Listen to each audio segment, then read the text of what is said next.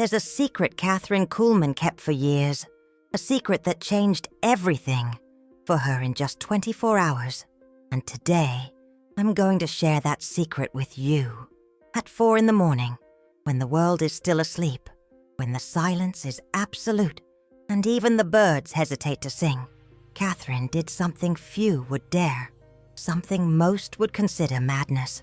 But for her, it became the golden key that unlocked every door. Have you ever woken up at 4 in the morning? Not out of obligation, not for work, but by your own choice. If you haven't, you don't know what you're missing, because there's something magical about that hour. Something Kathryn discovered the hardest way possible. Let me tell you how it all began. It was December. Kathryn was going through the darkest period of her life.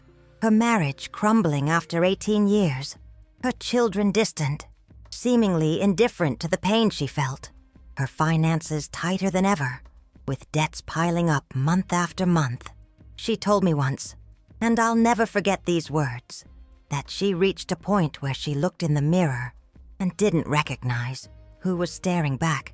It was like I had completely lost myself, she told me. Like the Kathryn I knew had simply vanished, and in her place was a tired stranger, bitter, hopeless.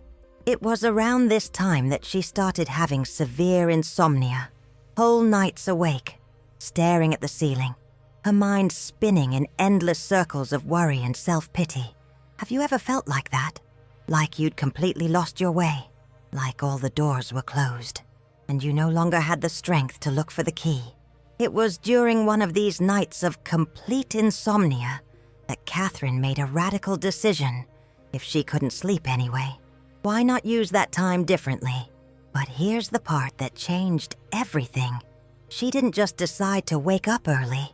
She decided to wake up at the quietest possible hour, at the moment when the veil between the natural and the supernatural is thinnest. At 4 in the morning, the first day was terrible. Of course it was. Her body protested. Her mind screamed that it was madness.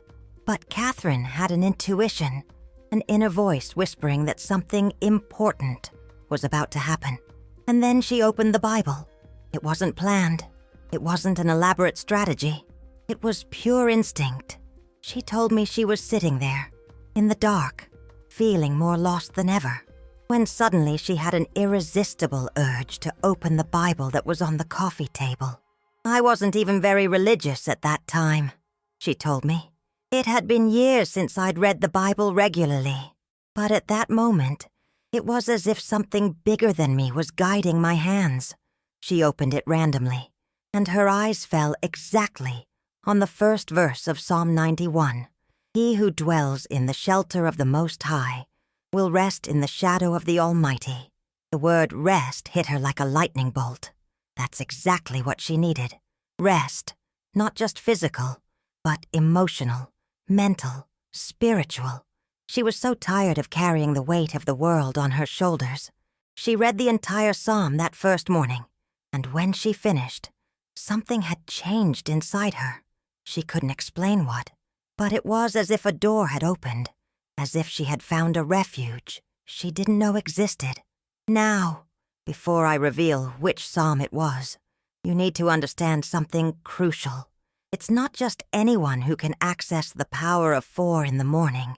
It's not just anyone who can enter this dimension of absolute silence, where miracles happen. Do you know why 4 in the morning is special? Why great saints, mystics, and prophets always chose this time for their deepest prayers? There's a scientific reason, and there's a spiritual reason. And when these two meet, that's when miracles begin to happen. From a scientific point of view, at 4 in the morning your cortisol is at its lowest level. Your mind is free from the worries of the previous day and hasn't yet been bombarded by the anxieties of the next. It's as if you're a blank page, a clean canvas where God can paint. But there's more. At this time, brainwave activity is at a special frequency. You're between deep sleep and wakefulness, in a zone that neuroscientists call the hypnagogic state. It's when your subconscious mind is most receptive, when the barrier between the conscious and the unconscious becomes thinner. But the spiritual reason is even deeper. At 4 a.m, the spiritual world is closer. Distractions are asleep. Mental noise is silenced. It's the moment when your soul can hear whispers that are impossible to catch during the day. The ancient Jews called this period the watch, the last vigil of the night, when the priests prepared for the morning sacrifice. Early Christians knew it as the angel hour, when heavenly hosts were more active on earth. Islamic mystics call it the dawn prayer, the most powerful prayer time before sunrise. Kathryn discovered this in practice. On the second day, something strange happened. She woke up naturally at 4 a.m, without an alarm clock, as if something inside her had been reprogrammed during sleep. And it was on this second day that she found the psalm she would recite for the next 30 days straight. The same psalm you're going to learn about today. The psalm that in 24 hours completely changed the course of her life. But before I reveal which psalm it is, you need to understand exactly how Kathryn did it, because it's not enough to simply recite words.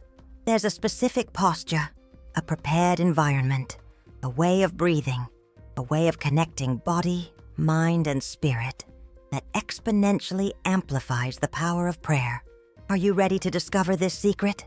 Kathryn told me every detail of this routine, how she positioned herself, what she did with her hands, how she breathed, where she fixed her gaze, and especially how she prepared emotionally to receive what she was about to ask for.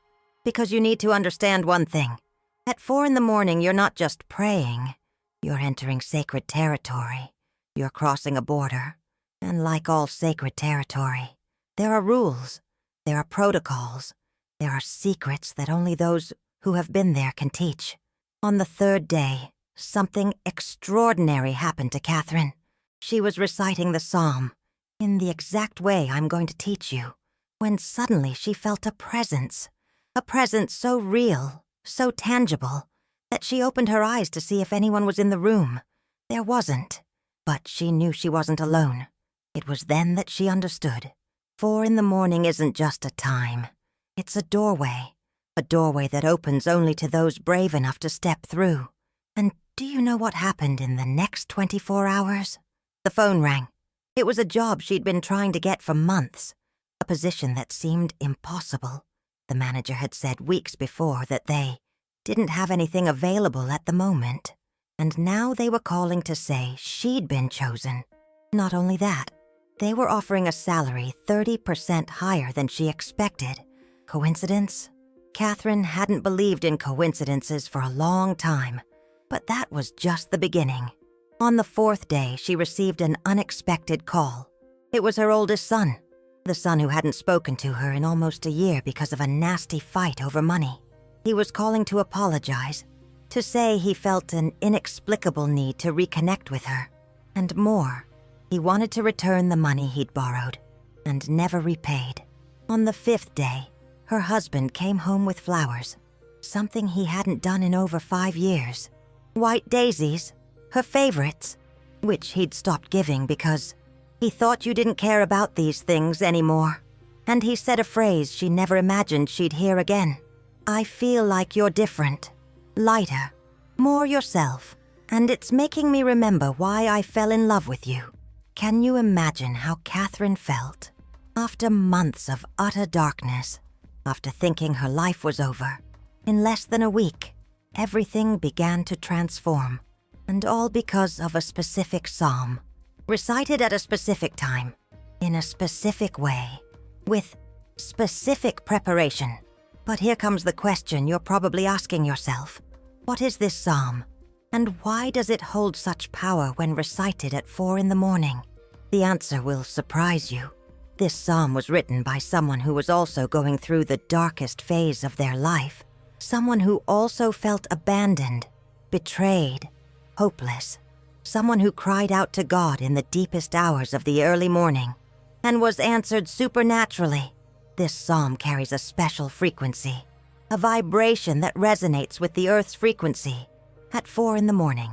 It's as if the psalmist's words were specifically molded for this sacred moment of the day. Kathryn explained something to me that gave me chills when I first heard it.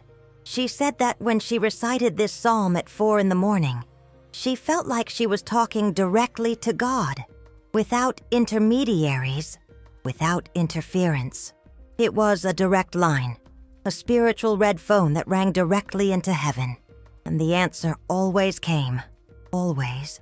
Sometimes in hours, sometimes in days, but always within 24 hours, some sign appeared, some door opened, some blessing manifested. Do you want to know which psalm it is? Do you want to learn exactly how Kathryn did it? Do you want to discover why the result always appeared within 24 hours? Then you need to first understand something fundamental about the power of 4 in the morning. Something that will explain why this specific time exponentially amplifies the power of prayer. There is a temporal window, a portal that opens between 3:30 and 4:30 in the morning. In this window, spiritual laws work differently. It's as if the universe is more receptive, more willing to grant requests, more prone to work miracles. The ancients knew this. That's why Jesus withdrew to pray at dawn. That's why monks have woken before sunrise for centuries. That's why all the great spiritual revelations in history have happened in the quietest hours of the night. Kathryn discovered this secret accidentally, but once she discovered it, she never wanted to wake up at any other time again. And now, you're going to discover exactly how she did it. The psalm that changed Kathryn's life is Psalm 91. Yes, you heard right. Psalm 91. The psalm of divine protection. The psalm that declares, "He who dwells in the shelter of the Most High will rest in the shadow of the Almighty." But wait, before you think, "Oh, I already know this psalm," let me explain why. The way Kathryn recited it was completely different from anything you've ever seen, because it's not just about reciting the words. Anyone can do that. The secret is in the preparation, the position, the environment, the intention, and especially the exact moment you recite each verse. Kathryn taught me something that completely changed my understanding of prayer. She told me, it's not what you say, it's how you prepare to speak. It's not what you ask, it's how you position yourself to receive. And at 4 in the morning, all of this is amplified. Let me explain exactly how Kathryn did it. Every detail, every movement, every breath. First, the preparation of the environment. Kathryn woke up at 3:50, 10 minutes before 4. These 10 minutes were sacred. She didn't check her phone. She didn't turn on bright lights. She didn't break the silence of the early morning abruptly. She lit only one candle, a specific candle that she always kept next to her bed.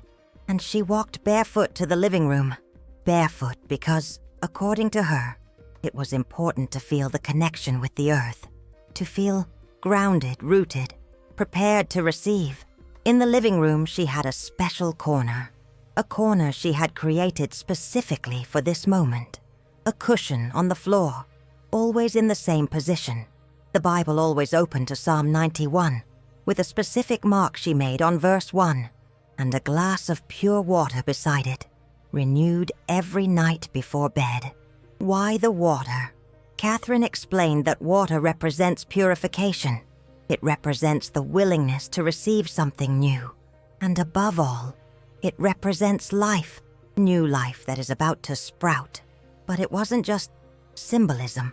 She drank small sips of this water during prayer, as if she were literally absorbing the blessing, as if each sip were a silent declaration that she was ready to receive what God had for her. Now comes the most important part, the position.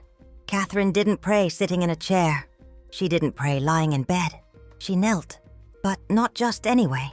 She knelt with her palms facing upward, as if she were ready to receive something, as if she were saying, "I am here, I am empty, I am ready to be filled." But there were more details that made all the difference. Her feet were together, touching each other. her spine straight, but not tense, her shoulders relaxed, falling naturally, and most importantly, her eyes half closed, not completely closed. Kathryn told me that this is how she maintained focus without losing her connection to the sacred environment around her. And then she began to breathe. 3 deep breaths, inhaling for 4 seconds through her nose, feeling the air fill her abdomen first, then her chest, holding for 4 seconds, letting the oxygen circulate throughout her body, exhaling for 4 seconds through her mouth, releasing all the tensions of the previous day, as if she were synchronizing her internal rhythm with the sacred rhythm of 4 in the morning. Each breath held an intention, the first to connect with God, the second to disconnect from worries, the third to prepare to receive. Only after this did she open her mouth to speak. And when she spoke, she didn't simply recite Psalm 91. She divided it into 3 specific parts, and recited each part with a different intention. The first part, verses 1 to 6, she recited as a declaration of positioning, with a firm voice, but whispered, as if she were saying to the universe, "This is my place. This is my refuge. This is where I choose to dwell." With each verse, she paused for 3 seconds, letting the words echo in the silence of the early morning. The second part, verses 7 to 13, she recited as a prayer of protection, but not protection against external things, protection against her own fears, her own doubts, her own negative thoughts. Here, her voice became softer, almost intimate, as if she were sharing her deepest fears with a dear friend. And the third part, verses 14 to 16, she recited as if God were speaking to her. She completely changed her tone of voice. It became deeper, more solemn, more paternal, as if it were a promise being whispered directly into her ear, as if each word were a divine seal of being engraved on her soul. Can you imagine the power of this? But here comes the secret that made all the difference. The secret that guaranteed the results always appeared within 24 hours. After reciting the complete psalm, Kathryn did something that few people do. She remained in absolute silence for exactly 7 minutes. 7 minutes without speaking, without asking, without pleading, just listening. She told me that in the first few days, these 7 minutes felt like an eternity. Her mind screamed at her to do something, to say something, to ask for something. Thoughts came like waves. What if this doesn't work? What if I'm wasting my time? What if God isn't listening? But she resisted, because she had understood something profound. God doesn't need you to repeat your requests. God needs you to stop talking and start listening. During those 7 minutes, she didn't force any thoughts. She didn't try to empty her mind. She simply observed what came. Sometimes it was insights about situations she was experiencing. Sometimes it was memories of good moments she had forgotten. Sometimes it was just a feeling of deep peace taking over her heart. But most importantly, she timed it exactly. 7 minutes. No more, no less, because she had discovered that 7 is the number of divine perfection, and that in that exact amount of time, something was completed in the spiritual world, and it was in those 7 minutes of silence that the miracles began to form. On the 10th day of practice, something extraordinary happened. Kathryn was in the 5th minute of silence when she suddenly heard a voice, not an audible voice, an inner voice, but so clear, so distinct, that she was absolutely certain it wasn't her own mind speaking. The voice said only 3 words: "Trust the process." And it was at that moment that she understood. It wasn't about controlling the results. It wasn't about forcing the answers. It was about trusting that the process worked. It was about being certain that the seeds planted at 4 in the morning would sprout at the right time. And they always sprouted, always within 24 hours. Something changed. Sometimes it was small things, an unexpected smile, a loving call, an opportunity arising out of nowhere. Sometimes they were big things. Promotions at work, family reconciliations, financial solutions appearing as if they were miracles. But always, something happened. Why exactly 24 hours? Kathryn had a fascinating theory. She believed that at 4 in the morning, when we recite Psalm 91 correctly, we activate something in the spiritual realm, as if we were planting a seed in a dimension that operates outside of linear time. It's like planting a physical seed, she explained to me. You don't see anything happen immediately, but beneath the earth, invisible processes are happening, roots forming, life organizing, energy accumulating. This spiritual seed needs exactly 24 hours to germinate in the physical world, 24 hours to materialize, 24 hours to manifest tangibly in our reality. And she began to document this. She kept a diary for the first 2 months. She wrote down what she prayed for at 4 in the morning and what happened in the following 24 hours. The 12th day, she prayed specifically for reconciliation with her rebellious teenage daughter. Exactly 22 hours later, her daughter came home and apologized for an argument they had had weeks before. On the 18th day, she prayed for a solution to a specific debt that was tormenting her. 24 hours later, she received an unexpected check from a tax refund she had completely forgotten about. On the 23rd day, she prayed for wisdom to make a difficult decision about changing jobs. The next day, at the exact moment she completed 24 hours of prayer, the phone rang with the job offer she ended up accepting. It's as if it were a spiritual law, a rule of the universe that few know. And now, you know. But let me tell you something that will move you. On the 30th day of practice, Kathryn had a decision to make. She had completely transformed her life. Her marriage was renewed. Her children had become closer. Her new job was going well, financially. Things were getting organized. She could stop. She could go back to waking up at normal hours. She could say, "Mission accomplished," and move on. But do you know what she did?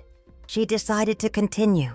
Not because she still needed miracles, but because she had found something more valuable than any miracle. She had found a direct connection with God. She had found a time of day that was just hers and his. She had found a refuge that not even the strongest storms could shake. And today, 3 years later, Kathryn still wakes up at 4 in the morning. She still recites Psalm 91. She still sits in silence for 7 minutes, not out of obligation, but out of love. It's the most precious moment of my day, she told me the last time we spoke. It's when I reconnect with myself, with God, with the purpose of my life. It's when I remember who I truly am, beneath all the roles I need to play during the day. She completely transformed her home. She created a small permanent altar in the living room. She invested in a special candle that lasts for months. She bought a new Bible just for this moment, with large print, easy to read in the dark. She even changed the decor of her bedroom to create an energy more conducive to waking up early. And most importantly, she became a completely different person.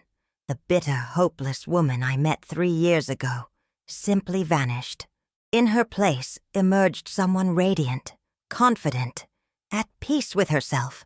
People ask me what the secret of my transformation was, she told me. I always give the same answer. I learned to speak with God at the time when He is most willing to listen to me, because she discovered that there is nothing in this world that compares to the feeling of starting the day connected to the sacred. There is nothing that compares to the certainty that you are not alone. There is nothing that compares to the peace that comes from knowing that you dwell in the shelter of the Most High. And now, it's your time. You can start today. You can try tomorrow. You can discover for yourself if this secret that changed Kathryn's life can change yours too. But I need to warn you about something important. It won't be easy in the first few days. Your body will resist with all its might. Your mind will create 1,000 elaborate excuses. Your flesh will scream that it's madness to wake up at 4 in the morning. Kathryn told me about the first 7 days, which she called the week from hell. On the second day, she almost gave up. She was so tired that she fell asleep during prayer. On the third day, she woke up and spent 10 minutes inventing reasons to go back to bed. On the fourth day, her husband questioned whether she was becoming religiously fanatical. The resistance will come from all sides, she warned me. From your own body, your mind, and even the people around you. It's as if something is trying to prevent you from discovering this secret. But she developed specific strategies to overcome this resistance. In the first 3 days, she told herself, I just need to survive the first 3 days. From the 4th to the 7th day, I've come this far. I can hold on for 3 more. In the second week, I'm already seeing small signs. I'll continue for another week. And from the 15th day, something magical happened. Her body began to wake up naturally at 3:50, as if an internal clock had been reconfigured, as if something greater than herself had taken control of her routine. That's when I knew it wasn't me forcing myself anymore, she told me. It was God calling me. It was Him setting my schedule. It was Him who wanted to meet me at that sacred moment. You will discover that there is a time when heaven is closer, a moment when miracles happen more easily, a window of time when your words have more power. And once you discover this, you will never want to pray at any other time. Let me give you the complete instructions, the exact step-by-step guide, so you can start today. First, prepare your environment the night before. Place a white candle next to the bed, with matches or a lighter within reach. Leave your Bible open to Psalm 91, marking verse 1 with a bookmark. Prepare a glass of filtered water, always fresh, never leftovers from the previous day. Choose a specific corner of the house where you won't be interrupted, preferably where you can comfortably kneel on the floor. Second, set your alarm for 3:50 in the morning, exactly 10 minutes before 4. These 10 minutes are crucial for inner preparation. Use a gentle alarm clock, not your cell phone. Keep your cell phone out of reach to avoid the temptation to check it. Third, when you wake up, don't turn on bright lights. Don't brush your teeth yet. Don't go to the bathroom unless absolutely necessary. Light only the candle and walk barefoot to your sacred corner. Feel your feet touching the ground with each step. This helps connect your body to the present moment. Fourth, kneel with your palms up, at heart level. Feet together, spine straight but relaxed, eyes half closed. Take 3 deep breaths, following the 4-4-4 rhythm. Inhale through your nose, filling your abdomen first. Hold, feeling the air circulate. Exhale through your mouth, releasing tension. Fifth, recite Psalm 91, dividing it into 3 parts with the intentions I taught you. First part, verses 1-6, as a firm declaration of positioning. Second part, verses 7-13, as an intimate prayer of protection. Third part, verses 14-16, as a divine promise being sealed in your life. Pause for 3 seconds between each verse. Sixth, remain in absolute silence for 7 minutes, timed. Don't force thoughts. Don't try to empty your mind. Just observe what comes. Just listening. Just receiving. Just trusting the process. If doubts arise, just watch them pass like clouds in the sky. And then, observe what happens in the next 24 hours. It may be subtle. It may be dramatic. It may be internal. It may be external. But something will happen, because this is the power of 4 in the morning. This is the secret that Kathryn discovered. This is the psalm that transforms lives when recited at the exact moment, in the exact way. Psalm 91 is not just a prayer. It's a key that unlocks doors you didn't even know existed. A key that connects your soul directly to the heart of God. And at 4 in the morning, this key works with much more power. So tell me, Are you ready to discover what can happen in your life when you connect with the sacred at the quietest moment of the day? Are you ready to experience the power of 4 in the morning? Are you ready to recite the psalm that changed Kathryn's life and that can change yours too? The secret is in your hands now. The question is, what are you going to do with it?